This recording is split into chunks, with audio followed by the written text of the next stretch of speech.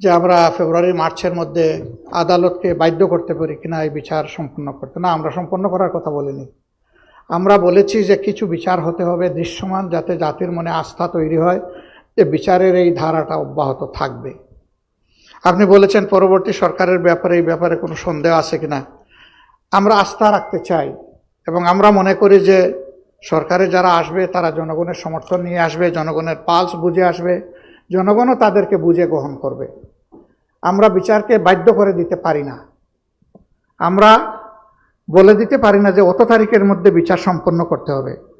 তাহলে এটা হবে বিচারের উপর নির্লজ্জ হস্তক্ষেপ, অহেতুক হস্তক্ষেপ। এ অধিকার আমাদের নেই, কিন্তু আমরা দাবি করতে পারি। আমরা মজলুম জনগণ হিসাবে দাবি করতে পারি। দাবির জায়গা আমাদের খোলা, এই দাবি সবাই করে, সকল যুগেই হয়েছে, আমাদেরও দাবি থাকবে।